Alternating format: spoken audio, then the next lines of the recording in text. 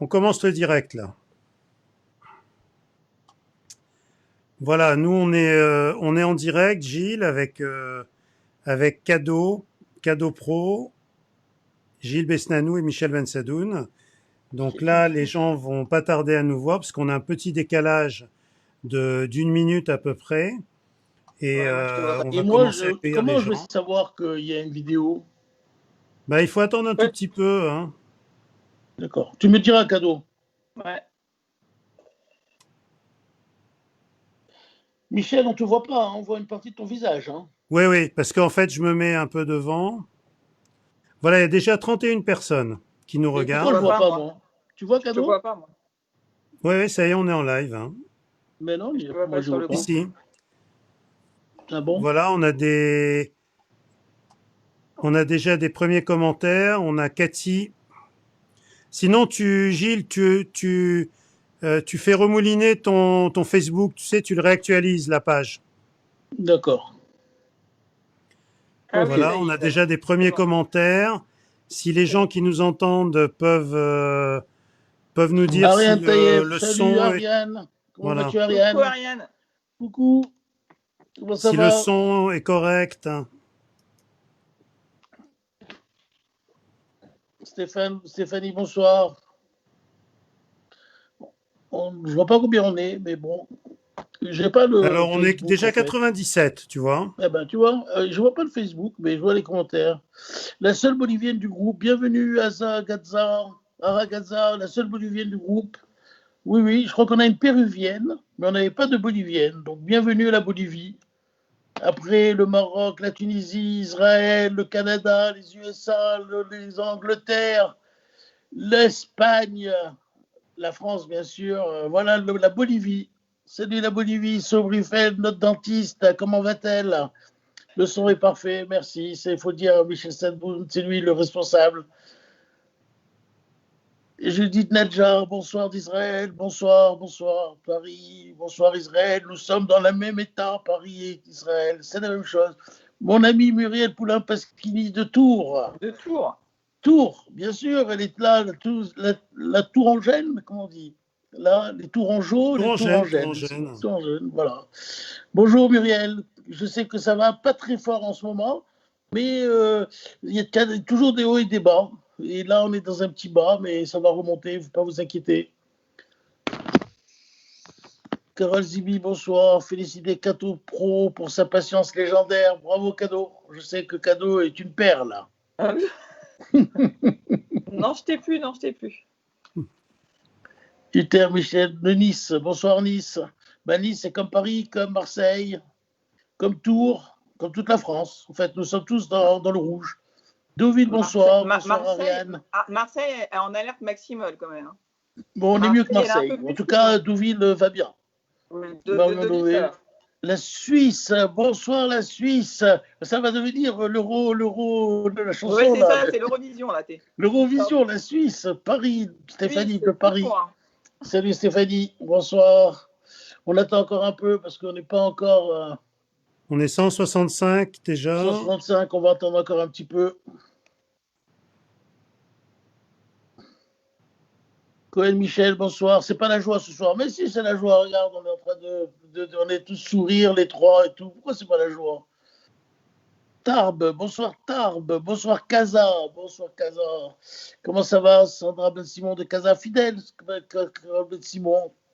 Belleville, voilà, Belleville, il nous manquait Belleville, nous avons Belleville, on peut aller prendre notre lève-le-vie tranquille. Toulouse, bonsoir. Salut Toulouse. Ben, on a toute la France ce soir, c'est magnifique. Ça y est, hein. On a Israël, bravo. Où c'est en Israël, Déborah? Bravo, Israël. C'est l'Eurovision ce soir, l'Eurovision, c'est magnifique. Ça veut dire que la situation est un peu tendue partout. Hein. Si tout le monde est là, c'est que tout le monde est aux aguets pour avoir des nouvelles. Non, ils attendaient mon compte rendu de Véran, c'est pour ça. C'est toi qui t'attendais en fait, c'est pas nous. Ouais, c'est ça, ils attendaient là. Donc du coup, ils sont sur le groupe là. Bon, Cathy Véronique, pour Marseille, c'est pas la joie, mais Paris aussi, vous inquiétez pas. C'est pas la joie, mais Jérusalem, bonsoir Jérusalem. Bienvenue à Jérusalem. Mohamedia, c'est au Maroc, je crois. Bonsoir Non, de Mohamedia, c'est... Courbevoie. Ouais, C'est où? Mohamedia, c'est c'est au où? Maroc, non? C'est au Maroc, Mohamedia. est-ce que j'ai dit? Bonsoir de Levallois. Michel, Aïcha, David Dugon de Lyon. Salut Lyon. Salut Lyon, il n'y aura pas de la fête des Lumières cette année en décembre à Lyon. Ça a été annulé, la fête des Lumières. Très belle fête à Lyon. C'est magnifique. Je ne sais pas si vous avez été, mais l'année prochaine, il faut aller à la fête des Lumières à Lyon. C'est la première semaine de décembre et c'est vraiment un spectacle magnifique. Nathalie Crier, bonsoir de Natania. Bonsoir Natania. Natania, faites attention, les hôpitaux sont pleins, Natania. Faites très attention à vous, faites attention aux vieux, faites attention aux personnes âgées, Natania. Les hôpitaux sont saturés. Élodie Darmon, bonsoir de Cannes-sur-Mer. Bonsoir Cannes-sur-Mer, c'est de là que tout est reparti cet été. Le sud, Cannes-sur-Mer, Cannes, Saint-Tropez. Ça a été des clusters énormes. Fredo, le soir de Saint-Tropez. Tiens, on parle de Saint-Tropez. Qui c'est qui arrive? Saint-Tropez. Voilà. Bonsoir de Saint-Tropez. Bonsoir. 19e, bonsoir. Quelqu'un du 12e, alors. On veut quelqu'un du 16e ou du 12e. Maryse, bonsoir. Comment ça va? Ma copine Marie, je la connais depuis 30 ans, peut-être. On ne va pas dire, c'est nous vieillit, mais c'est vrai que Marie, je la connais depuis tout le temps. C'était une patiente que j'ai depuis. C'est devenu une amie, c'est plus une patiente, mais on se connaît. J'ai opéré ses enfants. C'est une longue histoire. Salut Marie, salut. Dans El Arar de Marseille. Il y a beaucoup de gens de Marseille, je trouve, ce soir. C'est sympa. Mais tiens, le Nord, très affecté en début d'épidémie, le Nord. Ça a été très dur pour vous, je sais, à Metz. Moi, j'ai eu des patients de Metz. Ah, le 16e, Nathalie Simoni Pérez. Bonsoir du 16e. Metz, ça a été très dur. Ils ont vécu vraiment quelque chose de pire que Paris. Parce qu'ils ont été les premiers, ils ont pris la vague comme ça, la première en mars. Je ne sais pas comment est la situation à Metz, elle pourra nous le dire peut-être, mais ça a été très très dur. Martine Lamy, comment vas-tu? Martine Lamy, ma copine. Tu vas bien Martine? On a fait un café ensemble à Cannes de folie. Inès Gros du 15e. Salut Chanatova, toi aussi Inès. Bonsoir. Alors je ne sais plus très bien lire l'arabe. Non, j'arrive plus à lire l'arabe. Casablanca, salut. Sandra Ben Simon, fidèle toujours. Tu me diras quand on arrive à 200? Eh bien, on est, On écoute, est à déjà à 250 250, déjà. Gilles. Bon, bah Ça alors On y est on à va attendre un petit peu 250. encore alors. Voilà. Bon, bah c'est bien parce que ce soir, il y a un peu de gens de partout. Patricia Abanou, salut. Comment vas-tu? Ça va, tout se passe bien. Je sais que, bon, on va pas. Mais je sais que c'était un peu compliqué, tu as eu peur, mais ça va. Bonsoir la Varenne, salut la Varenne. Dans l'heure, 27, à 1h de Paris, j'écoute Direct Sadaf, c'est très rare. Bah oui, parce que d'habitude, peut-être qu'à 19h dimanche, ça c'est pas la bonne heure, mais bonsoir et bienvenue. Ça nous fait plaisir de vous avoir avec nous. Chantal Torjman, des Lilas. Salut Chantal. Chanatova, vous aussi. Noémie Chouraki, Chanatova pour Nice. Salut Nice. D'une thune à Zurich. Bravo. Voilà des Tunisiens qui arrivent. Ils sont à Zurich, les Tunisiens, pour qu'ils nous regardent. Salut, salut, salut. Bienvenue. On avait fait un live. Sandal a fait un live magnifique dimanche dernier. Un cadeau de live de trucs qui était très, très bien. Elle a fait la situation de Tunis. C'était très, très bien. Hein, les personnes qui ont eu le Covid peuvent répondre au formulaire de Senda Turquie pour l'aider, un maximum de formulaires à compléter, ça serait super. Il est en annonce, je l'ai mis sur le live, sur le Facebook. Alors Senda avait effectivement mis un formulaire à remplir. Je sais qu'il a été déjà rempli plus de 200 fois, mais plus il y a du monde. Mais salut la Marsa, Marsa, je vais aller chez Salem prendre une glace. Bonsoir Amel, bonsoir. Bon, je suis tous tes posts régulièrement, j'essaie de participer à ton Facebook. Je te suis régulièrement Amel. J'espère qu'on prendra un café ensemble en Tunisie dans quelques mois. Pour l'instant, on ne peut pas y rentrer. Je voulais y aller, mais pas encore. Pas le moment. Bonsoir Abi. Salut Abi. Ben, on est là. On est toujours là, grâce à Dieu et grâce à vous. Voilà, on a le moral, tout va bien. Corinne Saban, bonsoir du Paris 17. Corinne, ma copine, Corinne. Ah bah oui, bah Corinne, on a passé des années à Marseille ensemble de folie. C'était une époque magnifique, magnifique, avec sa mère Clairette qui nous faisait le couscous. C'était une ambiance magnifique, Corinne. Mais il n'y a que nous qui pouvons comprendre parce que C'est comme ça. Lisbonne, salut Lisbonne. Voilà, j'ai dit l'Eurovision, c'est Lisbonne. Bonsoir Eugénie. Oui. Salut. Salut Lisbonne. Je crois que le Portugal s'en tire bien. Hein. Finalement, le Portugal, ils sont très discrets, on n'entend pas de vagues, mais ils se débrouillent très bien, ils s'en sortent très bien. Bonsoir de Reykjavik. Non, je ne crois pas qu'il soit à Reykjavik. Celui-là, il se moque de nous, c'est Tony Guez. Tony Guez, il ne faut pas se moquer de nous. Hein. Nous, on est là, on est... Reykjavik, on ne sait même pas où c'est. Qu'un d'autre sous, c'est Reykjavik? Non, je ne sais pas. Michel? Comment? Alors, Kippour, on en répondra Islande, à Kippour, si tu veux. Houston, Narges Mahalzi de New Houston. Alors, Narges Mahalzi, je vais vous dire, c'est la fille de mon copain Mustapha Mahalzi, qui est mon entraîneur de chevaux de course, que je connais depuis 40 ans en chevaux de course à Casa Saïd.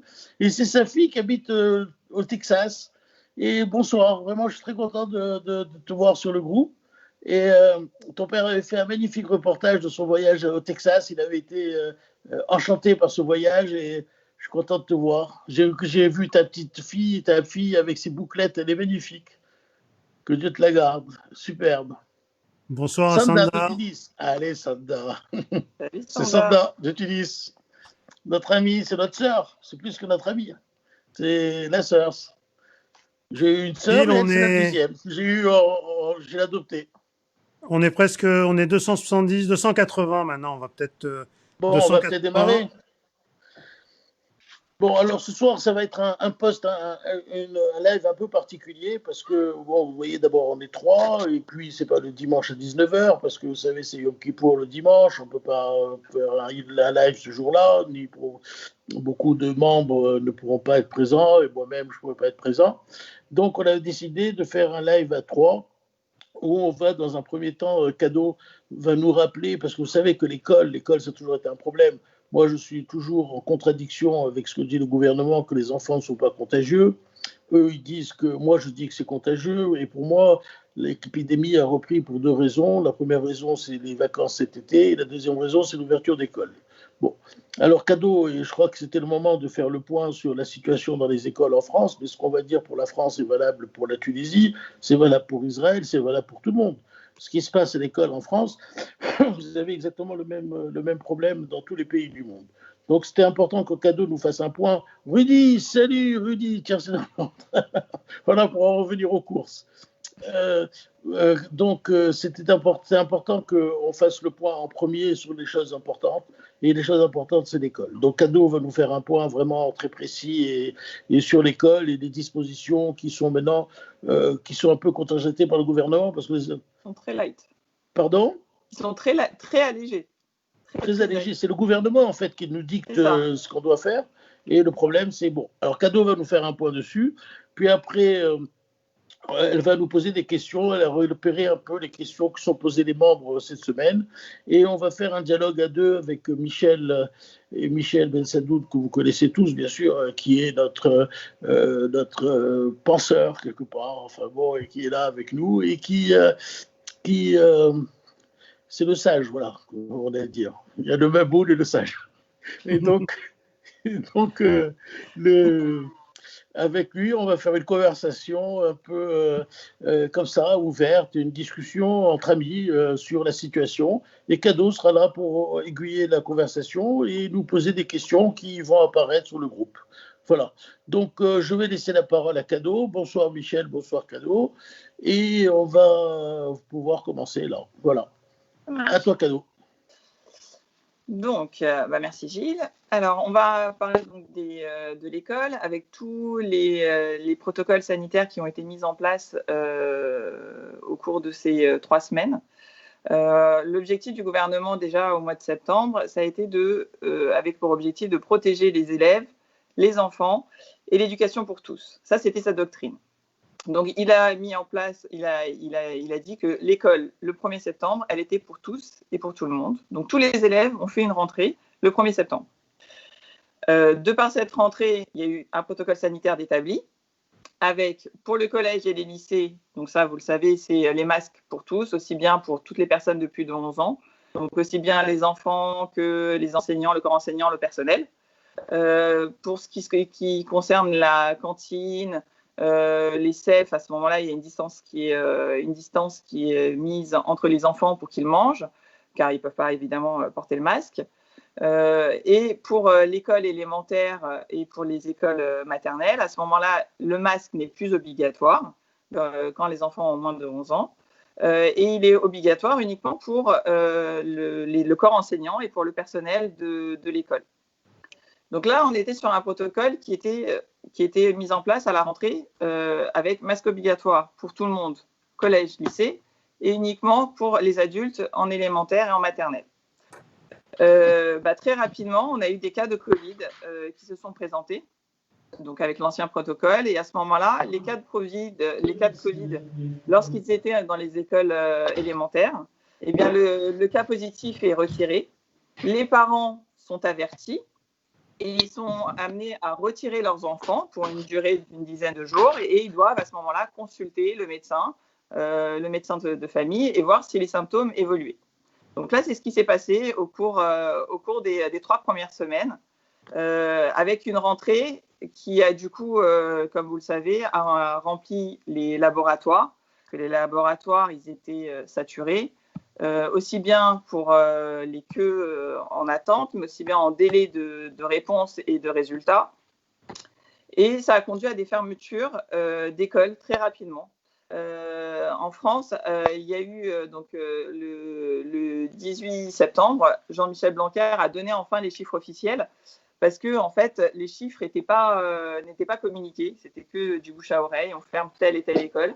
Et là, il a annoncé donc qu'il y a eu 49 établissements de fermés, aussi bien en termes de collège, lycée ou école élémentaire maternelle, avec plus de 2100 classes. Donc, énormément de fermetures, et ça en seulement 3 semaines d'école. Donc, la contamination la plus importante, elle a été faite avec des fermetures à Lille, principalement avec 23 établissements.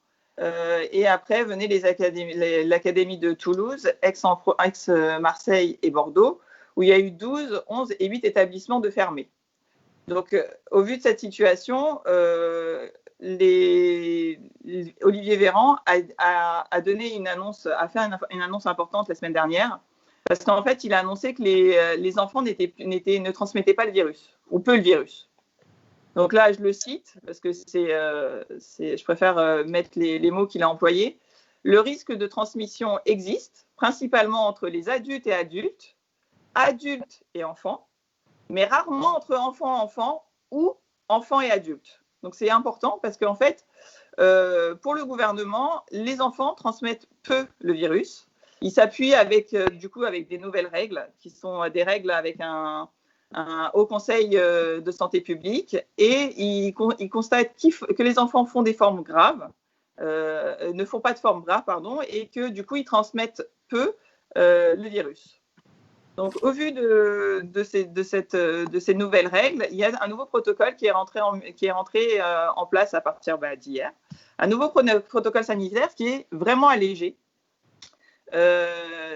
pour le coup, parce que du coup, il y aura de moins en moins de fermetures. Donc, je vais vous exposer pourquoi. Déjà, on va voir les cas pratiques.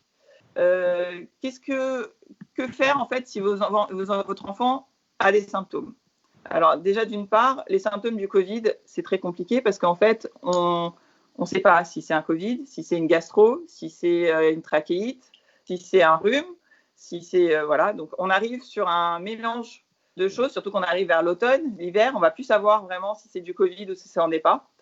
Seulement, le Covid, donc ça englobe un certain nombre de symptômes, tels que ce que je vous ai cité là, les infections respiratoires aiguës, la toux, une fièvre importante, une fatigue. Alors la fatigue, c'est pas une fatigue du style je suis un peu fatigué, j'ai trop travaillé aujourd'hui. C'est une fatigue qui est vraiment importante, avec des douleurs musculaires. Pareil, c'est pas du sport c'est pas il a fait une course à pied et il est fatigué. C'est vraiment des douleurs ou des crampes aux jambes qui apparaissent, des maux de tête qui sont vraiment inhabituels et l'un des symptômes caractéristiques du Covid, c'est la perte ou la diminution de goût et d'odorat. Donc tous ces symptômes qui peuvent arriver à votre enfant font qu'il y a une consultation qui est nécessaire chez un médecin. Et pour ce faire, le médecin vous dira s'il préconise ou pas une PCR. Donc, si la PCR est faite et si votre enfant est positif. Que faire?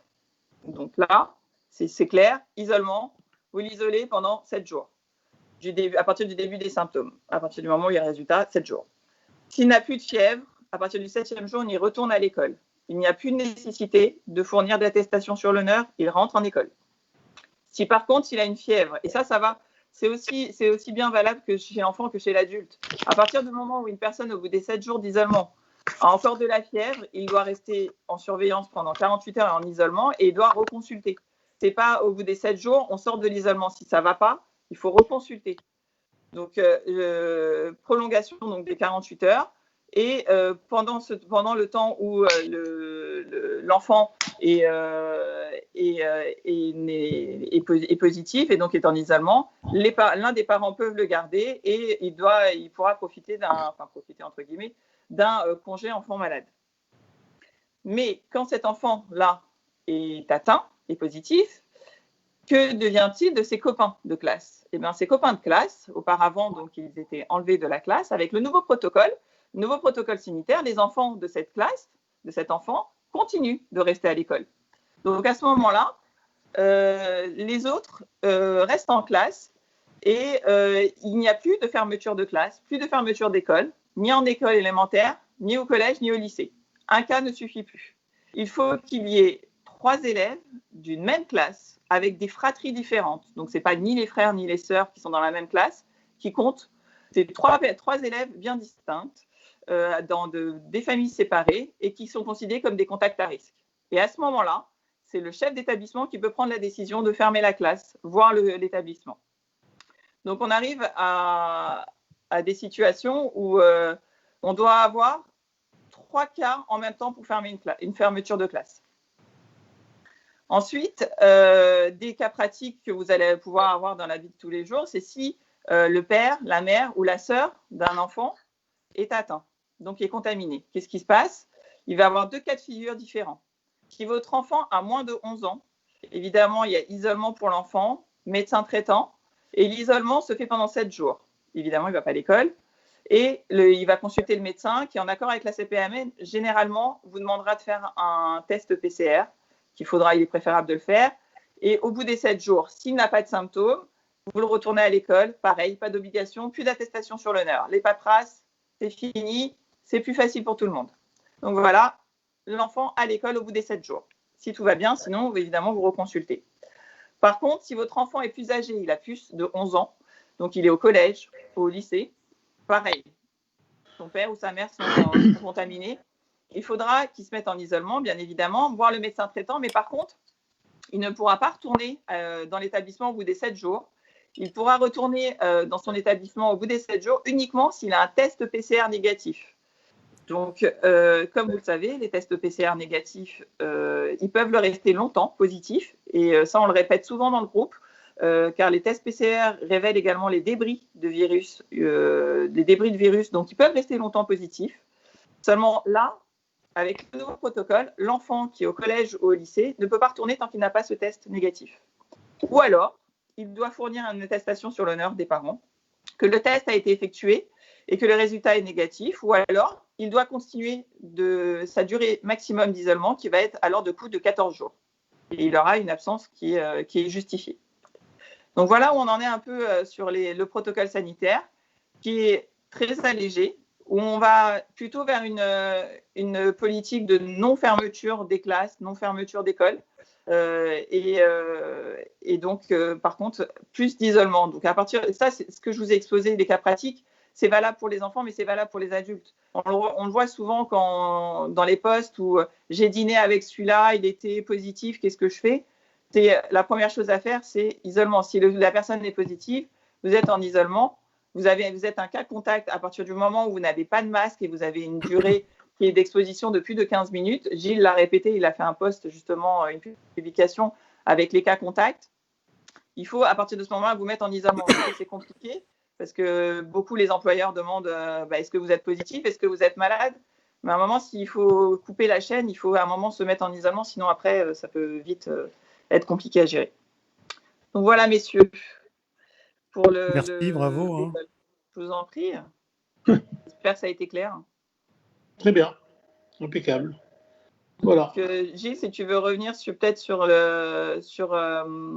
les cas de contact. Donc là, Non, moi, ce que je voudrais dire, c'est, je suis pas, depuis le début, je le dis, je le répète, et j'avais sorti une étude américaine où on dosait les virus chez les enfants en tranche d'âge, et on voyait que les enfants avaient beaucoup de virus dans le nez et qu'ils étaient porteurs de charge virale importante.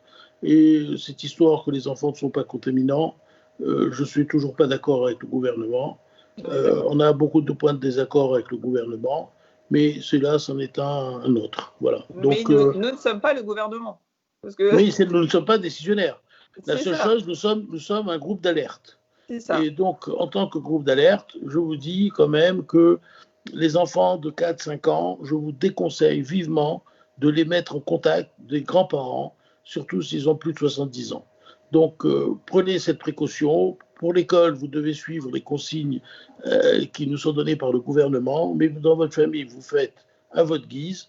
Et moi, ce que je vous conseille, et ce que j'ai fait pour moi d'ailleurs, c'est que moi, je n'ai pas vu mes enfants, mes petits-enfants qui vont à l'école, qui ont 4 ans et 6 ans, je ne les ai pas vus depuis 4 semaines maintenant. Et je leur interdis de voir aussi mes parents qui ont 95 ans et 87 ans. Et ça, je pense que c'est très important de protéger les personnes âgées par rapport aux enfants. Voilà. Je ne sais pas ce que tu en penses, Michel. Ouais, moi, je suis complètement d'accord. De toute façon, c'est vrai que ce qui est un peu compliqué, c'est de voir les chiffres au niveau global. Et puis après, ben, on se retrouve, nous, d'un côté avec les chiffres et d'un autre côté, on est avec sa famille, avec ses enfants. Et il faut gérer la situation.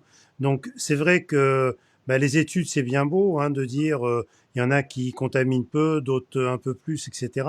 Après, quand on est avec ses enfants, on n'a pas le moyen de savoir.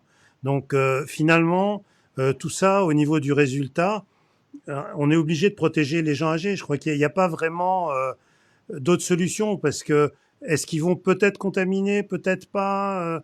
Bon, moi je pense que c'est très très compliqué, donc il n'y a pas vraiment 50 000 solutions. Voilà. Donc moi, je voudrais rebondir un peu sur cette histoire des personnes âgées, parce que je pense que il y a une époque, j'avais, en mois de juin, je vous disais, l'enjeu, c'est les gestes barrières. Après, c'était les contacts, isoler les contacts et isoler les porteurs de virus et les isoler. Aujourd'hui, l'enjeu, c'est de protéger les personnes âgées. Voilà. On est arrivé à ce stade-là, et donc à ce stade-là, pour protéger les personnes âgées, il faut qu'ils aient le minimum de contacts humains possible. Je sais qu'à un moment, j'avais dit il faut que les vieux, les personnes âgées voient leurs enfants, leurs petits-enfants, c'est la vie, c'est ça qui fait la beauté de la vie. Mais n'empêche qu'aujourd'hui, la situation a changé. Ce que j'ai toujours dit, que les vérités d'hier étaient les mensonges d'aujourd'hui. Il y a 2 mois, je vous disais, amenez vos petits-enfants voir les grands-parents, faites-le. Aujourd'hui, moi, je ne le fais plus, parce qu'aujourd'hui, l'enjeu, c'est d'avoir le minimum de contact. C'est-à-dire que c'est valable pour les personnes âgées, mais c'est aussi valable pour nous. Moins on voit de personnes, moins on a de contacts dans une journée, et plus on a de chances de ne pas attraper le virus. N'oubliez pas que le virus est resté aussi vigoureux et aussi terrifiant que ce qu'il était en mars. Entre hier et aujourd'hui, j'ai mis 2 personnes sous oxygène. J'ai mon ami le docteur Yaïch, qui nous avait fait un post magnifique en août, m'a envoyé un SMS en me disant que lui-même a mis 3 personnes de moins de 40 ans sous oxygène à leur domicile. Donc ne croyez pas que le virus est beaucoup plus gentil que ce qu'il était auparavant. Donc ayez le minimum de contacts pour essayer d'éviter de l'avoir. C'est vrai que beaucoup de gens ont été asymptomatiques. Moi, j'ai plein de copains de mon âge, 60 ans plus, jusqu'à 70 ans. Ils ont passé et ils étaient asymptomatiques. Et ils n'ont rien eu. Ils disent ah, tu vois, c'est rien, c'est même pas une grippe, même pas une grippe. Pour eux, ça a été ça. C'est tant mieux pour eux. Pour d'autres, c'est pas du tout ça. Pour d'autres, ils sont en réanimation. Pour d'autres, ils sont passés dans des conditions très difficiles. J'ai encore vu ce matin, cet après-midi à ma consultation, une fille que j'ai vue qui a 23 ans. Elle a fait une forme pulmonaire très très dure. Et là, 10 jours, 15 jours après, elle est très abattue et très fatiguée. Donc ne pensez pas que tout ça est de la rigolade.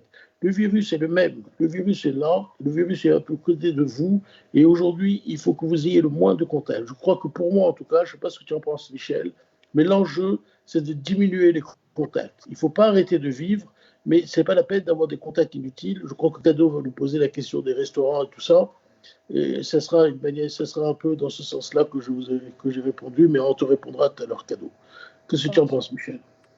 Ben, moi, je pense que c'est vrai que la situation est à la fois simple et compliquée et que les gens ont un peu de mal à s'y retrouver parce que tout à l'heure, j'ai vu passer un commentaire en disant mais on comprend pas, il y a plein de gens qui ont finalement qu'un rhume.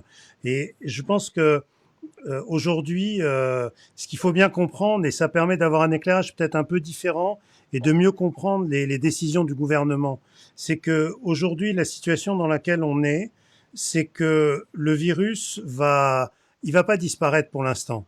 Quand est-ce qu'il va disparaître? On n'en sait rien. Peut-être dans 3 mois, dans 6 mois, dans 1 an ou dans 2 ans. On n'en sait absolument rien. A priori, il a l'air de partir quand même pour durer un peu parce que il a passé l'été, il a passé une période où on était quand même beaucoup dehors. On a montré qu'il n'était pas sensible à la chaleur. Donc, a priori, le virus est parti pour s'installer. En plus, il tourne dans le monde. Il y a des régions qui étaient épargnées, qui sont maintenant touchées, etc. Donc, à partir de là, je pense que en termes de santé publique, l'enjeu du gouvernement est très simple. Et j'ai écrit un article d'ailleurs là-dessus qui l'explique bien. Le problème du gouvernement, c'est de faire en sorte qu'on reste à un niveau de contamination qui soit gérable. Ça veut dire quoi un niveau de contamination gérable? Ça veut dire que on arrive à ne pas engorger les systèmes de soins, puisque c'est un des enjeux, et qu'il n'y ait pas un nombre de morts trop important. À partir de là, le gouvernement, il a des possibilités d'action. Et la possibilité d'action qu'il a, essentielle, c'est de jouer sur le serrage de vis, hein, c'est-à-dire les contaminations montent, on serre la vis, on le fait régionalement, la contamination, le niveau de contamination descend, on relâche la vis, sachant que en grande partie, c'est l'attitude des gens qui fait que la contamination va se développer ou pas. À partir de là, voilà, il faut comprendre que les mesures, un jour, elles vont être l'interdiction des restaurants, le lendemain, on va les autoriser, etc. Donc, c'est difficile à comprendre tous ces changements, mais ça a un seul but. Après, là où je pense que c'est intéressant de discuter avec toi, Gilles, c'est que c'est vrai qu'il faut faire très attention, mais comme ça va durer dans le temps, je pense qu'il faut qu'on arrive à trouver des aménagements pour que ça soit acceptable. C'est-à-dire qu'on ne peut pas demander à des grands-parents de plus voir leurs petits-enfants. Donc tout l'enjeu aujourd'hui, c'est pour chacun d'entre nous de savoir ce qu'on peut faire, pas faire, où est-ce qu'on va prendre des risques, etc. Parce que c'est fait pour durer. A priori, ça va risque de durer un bon moment. Prendre le maximum de protection, mais de précautions nécessaires. Mais si ça va durer, comme tu dis, un certain nombre de temps, ça va être très très compliqué aux gens de leur dire de tout arrêter. C'est pas possible. Non, il n'est pas question de tout arrêter. C'est pas possible de tout arrêter. Mais chez certaines personnes âgées, il faut qu'ils diminuent le nombre de contacts. C'est pas très compliqué. C'est tout, c'est-à-dire ne pas, quand ils vont, au lieu d'aller dans une grande surface, d'aller dans un petit supermarket, au lieu d'aller, je sais pas, dans un restaurant de quartier, ne pas aller au restaurant. Quand ils vont voir leur enfant, ils vont voir les plus âgés.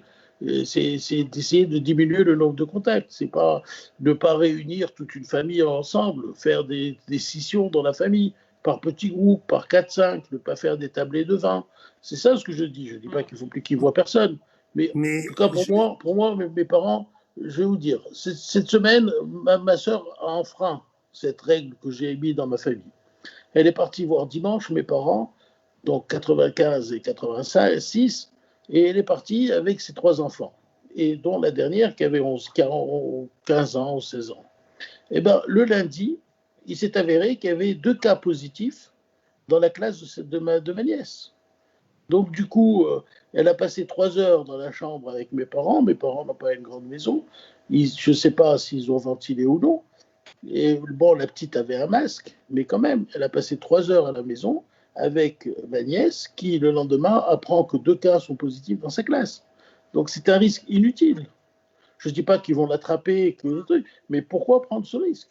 Quand ils sont à l'école, il y a quand même un risque. Donc ce n'est pas la peine d'aller au contact de personnes qui sont dans des milieux très contaminants. C'est tout, c'est ce que je dis. Je ne Je dis pas qu'ils pense, doivent plus vivre. ouais. Je pense qu'aujourd'hui, il faut vraiment considérer qu'il y a deux populations, hein. Il y a une population de gens âgés et de gens à risque, et il y a une population de gens, on va dire, actifs et jeunes. La population des gens actifs et jeunes, aujourd'hui, la plupart des gouvernements, ils ont fait le choix quelque part de les laisser se contaminer parce que Oui, c'est tout à fait. impossible de le gérer. C'est impossible de le gérer. Et simplement, comme je l'expliquais tout à l'heure, ils veulent maintenir cette contamination à un niveau qui reste acceptable.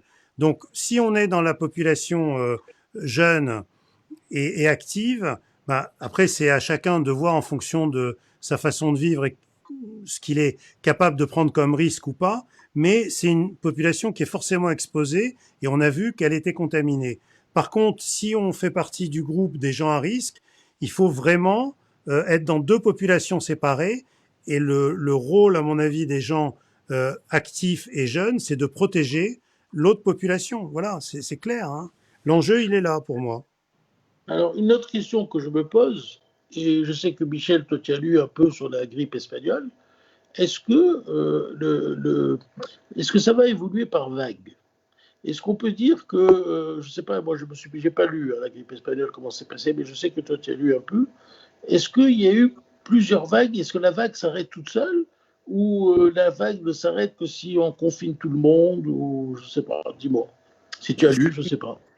Moi, honnêtement, bon, je suis pas du tout un spécialiste de la grippe espagnole, donc Non, non, mais tu pas m'as dit qu'il y m'aventurer avait à dire eu des un. bêtises. Par contre, ce que j'ai effectivement entendu, c'est que dans la grippe espagnole, les, la deuxième vague a été plus mortelle que la première vague, et c'est elle qui a été la plus meurtrière.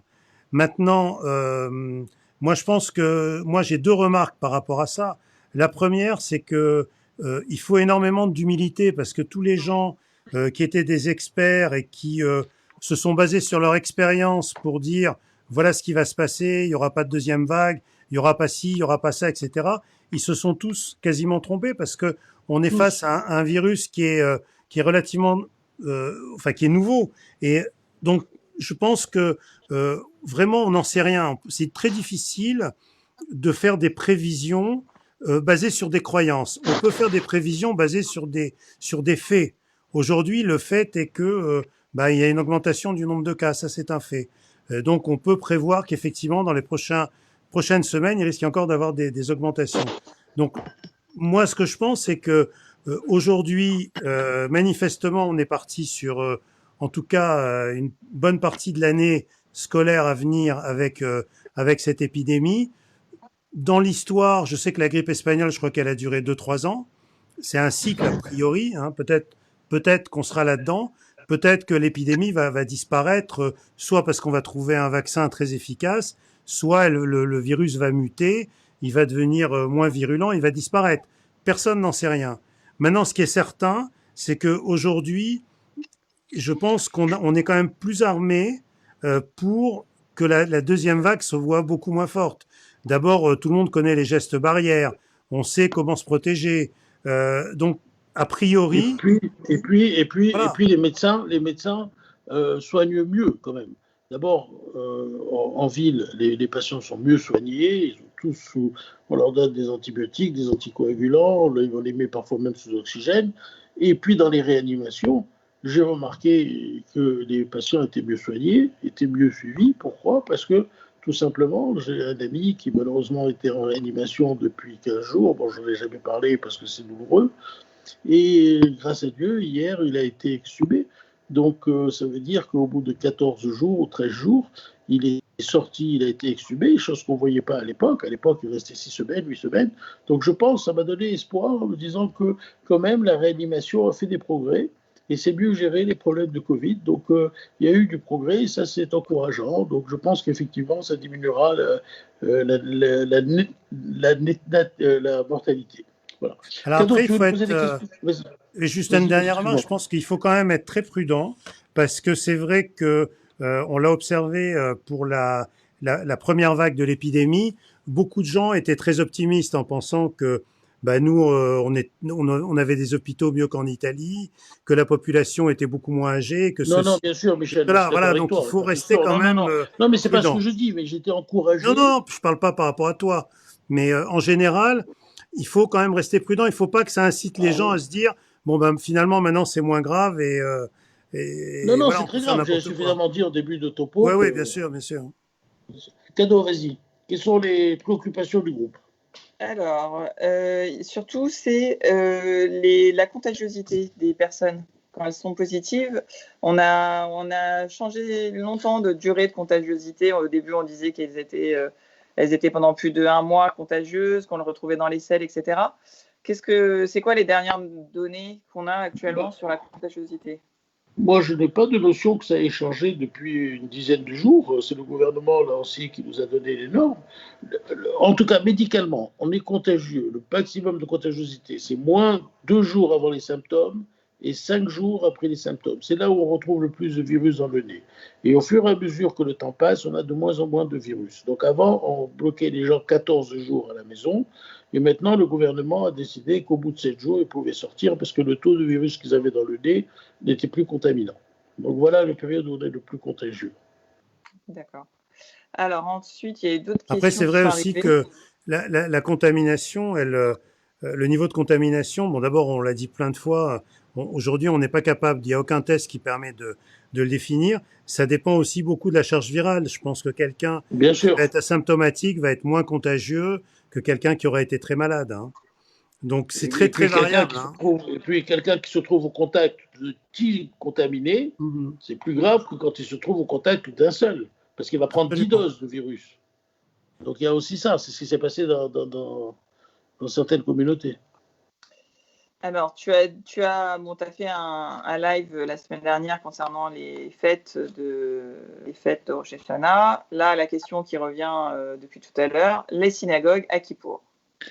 Ben, j'ai fait un live qui parlait de Rosh Hashanah et de Kippour, mais là, ce soir, avec la réunion de plus de 10 personnes, est-ce que ça va s'appliquer pour les synagogues? Tout Exactement, le monde c'est m'envoie ça. des Est-ce mails et qu'ils vont, des, est-ce qu'ils vont vraiment ouvrir ou pas? Ça va être, à mon avis, très J'ai reçu depuis tout à l'heure une quinzaine de SMS et de mails en me disant que les synagogues vont être fermées. Personne ne le sait. En réalité, ce serait une décision politique. Mais si on suivait la règle, ça aurait été fermé, puisque c'est plus de 10 personnes. Et même si c'est pas fermé, on reste quand même sur ce que tu disais pour Rosh Hashanah. Après, si c'est ouvert, pour ceux qui ne sont pas fragiles, pour ceux qui l'ont déjà eu et qui veulent aller dans la synagogue, ils peuvent y aller. Il n'y a pas de problème. Et puis, si ça dépend des conditions, bon, j'en ai parlé pendant 1 heure, il faut la ventilation, les espacements, le gel hydroalcoolique, enfin, il faut toutes ces mesures. Il faut suivre toujours les mesures barrières. Et si les conditions sanitaires sont respectées, eh ben, vous pouvez y aller. Mais une personne un peu âgée, fragile et tout ça, moi, je le déconseille. Même si les mesures barrières sont respectées. Il faut répéter quand même que c'est aujourd'hui dans les dans les espaces clos, dans les fêtes de famille, qu'il y a le plus de contamination quand même. Donc il faut vraiment être très prudent. Bien sûr, c'est des espèces clos. Mais je vais vous dire, moi, je suis sur le terrain et mon rôle n'est pas toujours facile. Aujourd'hui, je vous parle de ma vie, de mon travail. Aujourd'hui, j'ai une grand-mère qui m'appelle. Moi, je la connais depuis, mais moi, je suis installé depuis 40 ans, donc je connais les gens depuis des années. Et elle me dit, docteur Bessédou, je vous en prie, de un conseil, tout ça, à Kippour. Est-ce que je peux passer Kippour chez ma fille, chez ma petite fille, chez ma petite fille. Alors je dis, mais qui a chez votre petite fille? Elle me dit, il y a pour son mari, il y a elle, et puis 2 enfants, leurs enfants, ils ont 15 ans et 18 ans. Alors, elle m'a dit, je vous en supplie, au Shashana, j'étais tout seul, Pessar, j'étais tout seul, si j'en peux plus, et je veux y aller, mais qu'est-ce que vous me conseillez? C'est pas facile, hein, de répondre. C'est pas facile, hein. Et bien, je lui dis non. Je lui ai dit non, Elle m'a dit, mais comment? Qu'est-ce que je vais faire? Je vais lire toute la journée, je vais être à la maison, j'en peux plus. Elle est au bord des larmes. Il faut pouvoir lui dire non. C'est pas facile, notre rôle n'est pas facile. Mais je dis non. Je dis non. Eh ben, c'est ce qu'elle m'a dit. Eh ben, je vais rester avec mon Lexomil. Non, mais c'est triste. Oh, tu rigoles, Cadeau. Je sais que tu rigoles. Mais c'est triste. Après, je pense qu'il faut, pour les gens quand même qui veulent être à des repas en famille, je pense qu'il faut rappeler quand même quelques règles. Peut-être, Gilles, qu'est-ce que tu en penses, non? Bien sûr, mais On quand l'a ils déjà n'ont dit pas le 10 fois, choix, mais on peut répéter. elle n'avait que cette possibilité. Elle n'avait pas d'autre possibilité. Si sa famille vit à l'étranger, est-ce que sa petite fille? Il y a des gens qui n'ont qu'une possibilité. Il n'y a pas trois possibilités. C'est sûr que si elle avait 4 enfants qui vivaient à côté d'elle, elle aurait choisi l'enfant qui était le plus adapté à sa situation, mais il n'y a pas. Parfois, je sais, bien sûr, les règles doivent toujours. Ce que je dis, ça c'est un cas particulier, mais non, mais c'était juste pour montrer la douleur qu'on a des fois dans nos décisions. Après, je pense que pour les gens qui veulent être prudents, qui vont quand même assister à des repas, on l'a déjà dit plusieurs fois, c'est bon, maintenant il va faire un peu frais, mais c'est de laisser un peu de courant d'air. Je pense aussi Oui, mais que c'est c'est 24 heures dans la même maison. Hein. oui, non, mais ça, pour moi, c'est impossible. C'est 24 heures dans la Là, même maison. Hein, je parlais pour les ça ce qui dîners se en passe. général. Ah, dîner. Tu as entièrement raison, Gilles. Tu as entièrement raison. Médicalement, on peut pas dire autre chose, malheureusement. Voilà. Bon. Alors, Cadeau, une autre question pour passer à plus gai. Les restos. Les restaurants. Donc, on avait dit les restaurants pendant cet été de les privilégier en terrasse, en plein air, mais cet hiver, quand il va pleuvoir et quand il va faire froid, on va être à l'intérieur. Alors, Michel, qu'est-ce que tu en penses? C'est pas conseillé. Qu'est-ce qu'on fait? Moi, je pense que j'avoue que c'est très compliqué parce que quand on est actif, on peut être amené. Moi, je devais manger avec des amis. Il faisait froid. Finalement, on est rentré à l'intérieur. Donc voilà, qu'est-ce qu'on fait je pense que il faut être dans des restaurants où il y a quand même pas mal d'espace à l'intérieur, si possible avec un courant d'air.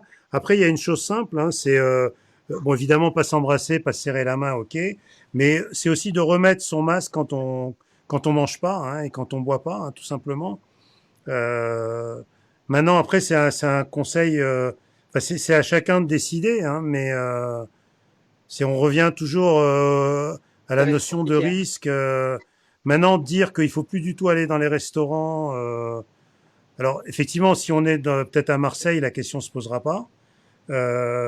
Si on est à Paris où c'est quand même tendu, bah, il faut peut-être éviter.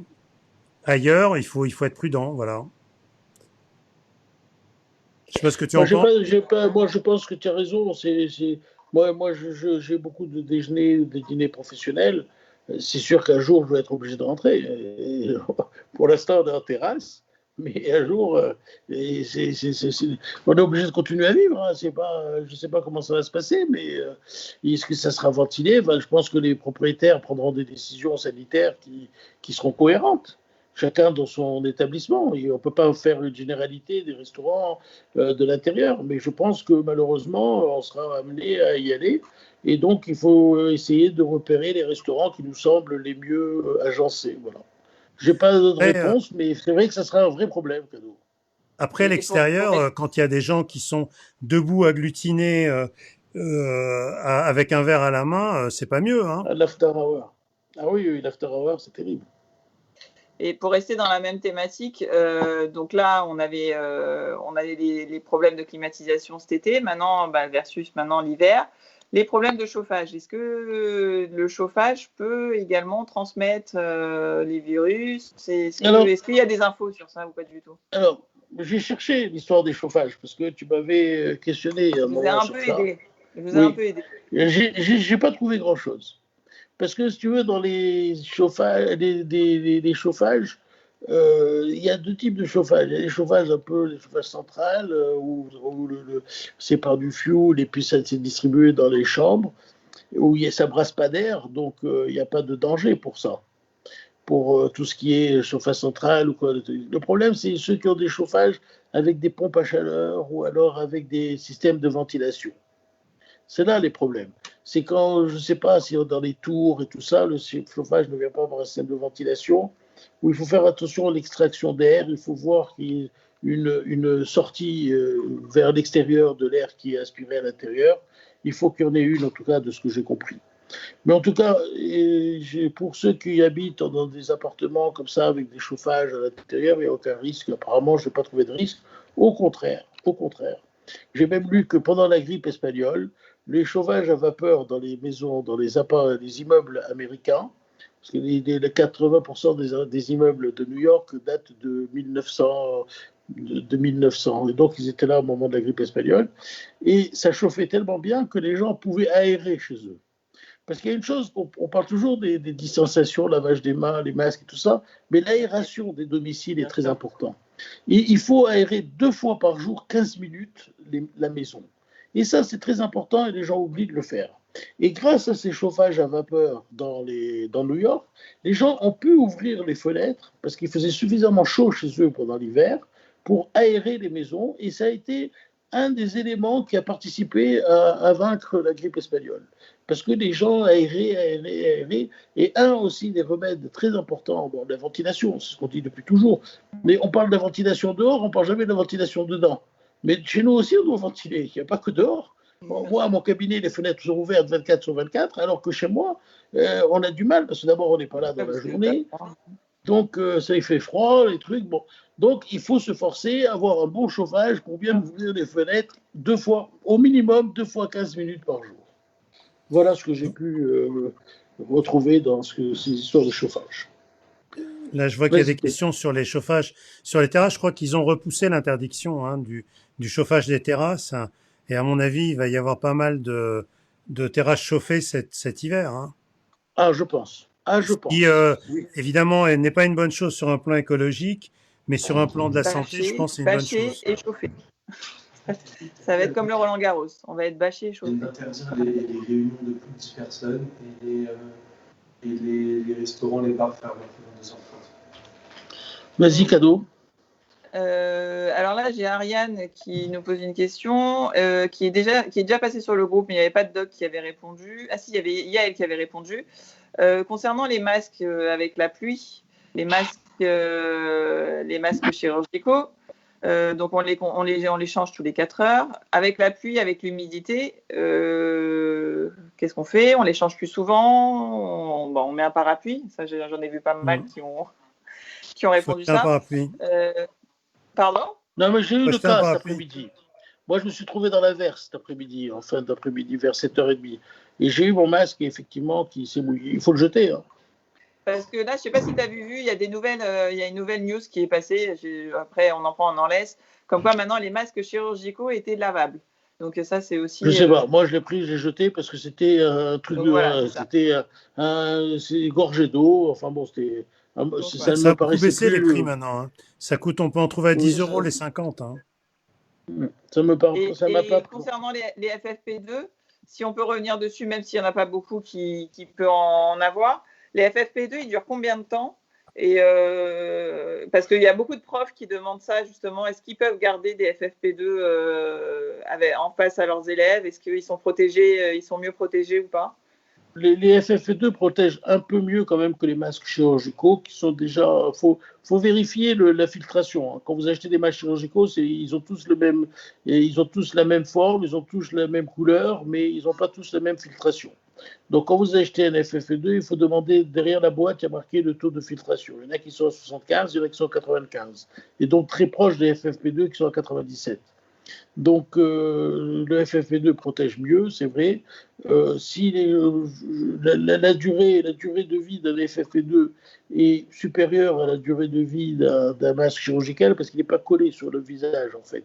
Il y a une espèce de bombement devant, un canard, là, une vague de canard, et donc il est beaucoup moins humide sur la durée. Et donc le FFP2, je ne sais pas exactement combien de temps, mais moi en tout cas je l'utilise jusqu'à 7 heures par jour. D'accord.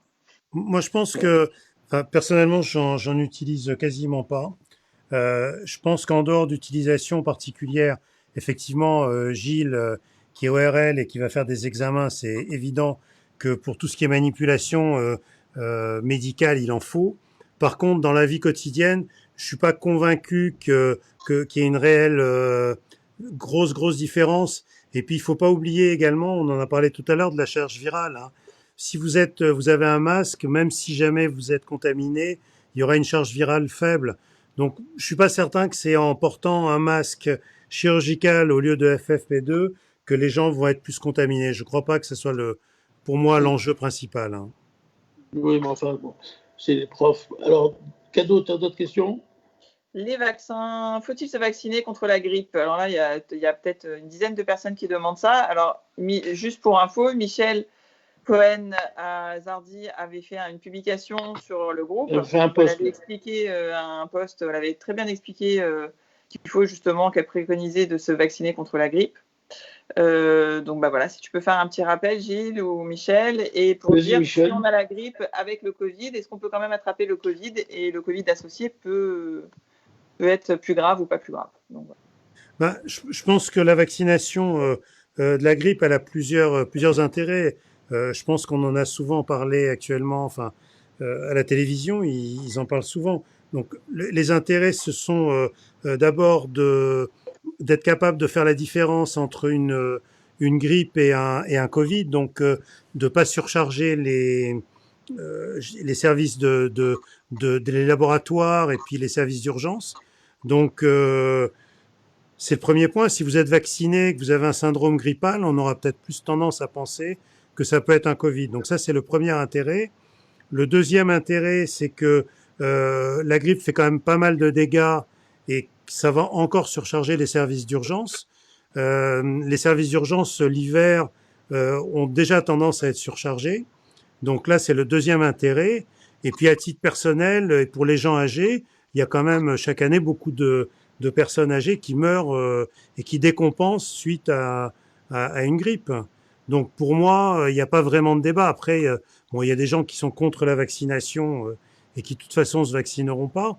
Mais je pense que si vous avez la possibilité de vous vacciner, à mon sens, il faut le faire.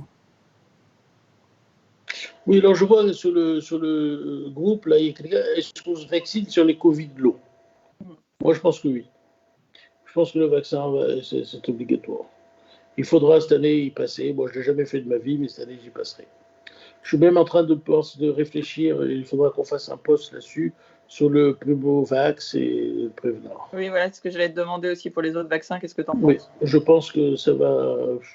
Au début, moi, j'étais contre, mais vu l'allure que ça prend, et si ça n'en finit plus ce Covid, il faut peut-être se vacciner. Il faut y réfléchir. Et pour les enfants, tu préconises pas, et je suppose. C'est pareil pour les enfants. Quoi, la grippe? Non, mais pour les autres, les vaccins, oui, le vaccin. Oui, probablement. On va faire, il faut qu'on réfléchisse, qu'on travaille dessus et qu'on fasse un poste ensemble. Je pense que ça mérite. On est arrivé au moment où il faut se pencher là-dessus. Parce qu'on a quand même, on sait maintenant que ça dure, ça s'installe dans la durée, donc il faut voir comment se protéger au maximum. Donc ça mérite. Il y a deux questions là. Il y a une question: à quel moment se faire vacciner le plus vite possible. Il va être, je crois, dès que le vaccin sortira. Le vaccin, il sort mi-octobre normalement, je crois. Donc, eh bien, alors courez chez votre pharmacien et piquez-vous. Alors, après, il y a le virus de la grippe mute chaque année. Oui, mais chaque année, on a, en fait, dans un virus, dans un vaccin, il y a plusieurs souches qui sont mélangées et qui sont des prévisions des souches qui vont contaminer les gens, hein. Donc maintenant, il y a une grande expérience dans les vaccins. Les femmes enceintes peuvent se faire vacciner aussi? Je ne veux pas dire de bêtises, je ne sais pas. D'accord. Je ne sais pas non plus. Je ne sais pas non plus. Je ne sais pas si c'est un vaccin vivant ou mort, le vaccin de la grippe. C'est un vaccin mort, je pense qu'ils pourront. Oui, c'est un vaccin mort, oui. Ouais, donc c'est pourront, je pense. Mais ça, il faut demander au gynéco. Hein. C'est ça. On va demander à Yael. Non, Anna Toledano. On a fait le tour. Si vous avez. Le vaccin du futur, là, le vaccin Covid qui va sortir. Ah, le Covid. Alors, le vaccin futur qui va sortir, je suis encore persuadé que c'est la France qui sortira le premier le vaccin. Malgré que je suis un cocorico dans l'âme, je pense que nous serons les premiers. Et aujourd'hui, parce que moi je raconte ma vie, hein, aujourd'hui, j'ai eu aux consultations une dame, moi je fais beaucoup de consultations, mais beaucoup de discussions aussi. Une dame Et elle me dit je ne sais pas ce qu'elle fait exactement, je n'ai pas voulu lui demander, mais bon, apparemment, elle avait un poste de responsabilité. Et elle me disait que le laboratoire Moderna, qui est un laboratoire franco-américain, était vraiment en phase 3 et très proche de sortir un vaccin avec, je ne sais plus quelle spécificité, qui est un vaccin qui serait un peu atypique et qui semblerait faire des miracles. Voilà. Donc, Cocorico, si ça arrive, si ça n'arrive pas, c'est pas grave, on sera toujours content de faire le vaccin, même s'il est russe. Et je pense que de toute façon, si le vaccin arrive maintenant, ça risque de ne pas être avant le printemps 2021. Je ne vois pas comment ça va être possible logistiquement même le temps de faire les essais, de mettre à disposition tout le monde. Il y a quelqu'un sur le groupe qui nous dit qu'enceinte, elle a été vaccinée contre la grippe aviaire. Donc, ça veut dire quand même que les personnes enceintes peuvent se faire vacciner contre la grippe normale. Si elle a été vaccinée contre la grippe aviaire, encore plus contre la grippe normale. Voilà. Alors, Cadeau, tu as autre chose Sur les vaccins, là, il n'y a plus trop de questions. Alors, on est toujours 286, on a tenu le coup avec 286. Ouais. On n'en a pas perdu. Hein. On n'en a pas perdu, on en a perdu un moment, ils sont revenus, ils sont repartis. En tout cas, voilà, on a essayé de faire le point. Moi, je reste quand même assez préoccupé par la situation sur le terrain qui, malheureusement, se dégrade, comme a pu vous le dire Véran aujourd'hui. Nous, on est sur le terrain et on le voit et on le vit. Et donc, faites attention. Les jeunes, non, faites comme il faut vivre, mais les fragiles, faites attention à vous. Voilà, Pneumovax, c'est un vaccin contre le pneumocoque. Voilà, c'est pour éviter les bronchites, les bronchites à pneumocoque, les pneumonies à pneumocoque. Voilà, est-ce qu'il y a d'autres questions? Bon jeûne de Kippour aussi, bon jeûne de Kippour. Nathalie Psyri, merci. Mais nous aussi, merci d'avoir été là, de nous écouter. C'est pas toujours facile. J'espère qu'on est compréhensible au moins. Cadeau, tu veux nous dire quelque chose pour finir? Non, enfin oui, faites attention à vous et puis il faut de bonnes fêtes pour vous tous. Et puis voilà, comme on a dit, il va falloir continuer, il va falloir vivre avec de prendre de bonnes précautions et de continuer à prendre ces précautions. Donc voilà. C'est pas ça, il va falloir vivre avec. Il y a une maman qui dit je t'aime, hein. Je ne sais pas qui c'est la maman de qui. Eve, c'est Eve la maman qui dit je t'aime, je ne sais pas à qui elle parle, qui c'est. Il y a une maman Eve non, un de vous deux a une maman qui s'appelle Eve? Non, c'est pas la mienne. Pourtant elle est là, je la vois. Maman, tu m'as pas dit je t'aime. Non, c'est vrai. Non, parce qu'elle a dit c'est ma fille, j'ai dit je t'aime. Bon, d'accord. Vas-y Michel, tu voulais nous dire un mot pour finir? Oui, moi ce que je voudrais dire, c'est vrai qu'en ce moment, bon, il y a c'est pas très gai quand on écoute les infos. Maintenant, je pense que il faut, alors je vais pas dire relativiser, mais je pense qu'aujourd'hui, c'est vrai que si on regarde le nombre de morts et si on le compare le nombre d'hospitalisations à ce qui s'est passé en mois de mars et en avril, ça peut ne pas paraître très important. Je pense qu'aujourd'hui, le gouvernement, à travers toutes ces mesures, essaye je dirais, de responsabiliser les gens, parce que si effectivement on ne fait rien, on risque de se retrouver dans une situation extrêmement compliquée. Donc aujourd'hui, c'est vrai que la situation, elle n'est pas extraordinaire, elle est quand même très loin de ce qu'on a connu au mois de mars et avril. Et je pense que le message vraiment qui est important, c'est qu'aujourd'hui, la situation, elle est entre nos mains. Le gouvernement, voilà, il fait ce qu'il peut, hein. On entend toujours dire, voilà, les mesures, c'est pas ci, c'est pas ça, mais c'est vraiment l'attitude de chacun d'entre nous qui va être déterminante et qui va faire que on va réussir à maintenir un taux, on va dire acceptable entre guillemets de contamination et essayer de patienter le temps que soit le virus disparaisse, soit qu'on trouve un vaccin ou un traitement. Et en attendant, je crois que les gens vraiment, malheureusement, qui sont le plus impactés aujourd'hui, ce sont les gens âgés, les gens fragiles, et il faut qu'ils se protègent et il faut qu'on les protège. Voilà, pour finir, je voulais répondre à Najet de Tunisie, qui nous dit en Tunisie, les cas repartent plus qu'en mars. Je voulais dire que le problème est mondial. Notre groupe reflète la situation de France, mais ce qui est valable pour la France est valable pour la Tunisie, est valable pour le Maroc, est valable pour Israël, est valable pour la Mauritanie, est valable pour les États-Unis. C'est pour ça que nous avons des membres du monde entier qui nous regardent. Parce que tous les conseils qu'on a donnés pour l'école, qu'on a donnés pour les vaccins, mais c'est valable pour eux aussi. Quand Madame Marzi nous regarde du Texas, ce qu'on a dit aujourd'hui, mais c'est ce qu'il faut appliquer au Texas. C'est la même chose. C'est valable en Tunisie. Donc, vous qui êtes en Tunisie, vous n'avez pas connu le problème qu'on a connu, nous, en mars. Ce qu'on vous dit, profitez de notre expérience. On a une expérience de 3 mois de terribles. 6 mois maintenant. C'est les 3 premiers mois qui ont été terribles. Faites attention, écoutez bien ce qu'on vous dit. Respectez ce qu'on vous dit, les gestes barrières, le mode de vie, tout ce qu'on raconte qui peut vous paraître fou. Mais c'est comme ça, faites attention, parce que si, je sais que ça se développe beaucoup en Tunisie, mais ça se développe beaucoup partout, c'est pour ça que les gens nous regardent de partout. C'est pour ça le Maroc, le Portugal, l'Espagne, et tout ça. Parce qu'on est tous dans le même bateau. Le monde entier est dans le même bateau.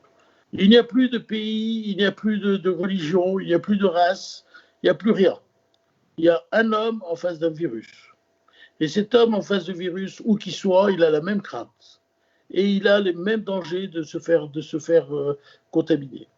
Et c'est la même manière qu'il va se défendre pour ne pas être contaminé. Donc, ce message que nous adressons aujourd'hui doit être un message universel. C'est un message pour le monde entier. Je rigole quand j'exagère, mais ce qu'on dit est universel. C'est les mêmes règles partout. Partout, vous devez faire ça. On n'est pas les plus performants, on n'est pas les plus avisés, on n'est pas les plus proches du virus. C'est-à-dire, on n'est pas des spécialistes, mais nous sommes des gens qui sommes des médecins. On se renseigne sur ce virus. On a des remontées de patients, de 25 000 patients, de membres qui nous remontent leurs problèmes et leurs histoires familiales. Donc, on a une grande expérience. Et ce qu'on vous dit, il faut le prendre, quel que soit le pays où vous soyez. Respectez ce qu'on vous dit. Ce que l'on vous dit est universel et c'est valable pour le monde entier. Je voulais vous dire ça pour la fin. Je vous souhaite pour les membres de la communauté juive un bon jeûne de Kippour. Et n'oubliez jamais qu'ensemble, nous sommes plus forts. Voilà. Bonsoir tout le monde. Bonsoir. Bonsoir à tout le monde. Salut. Salut. Dimanche en 8.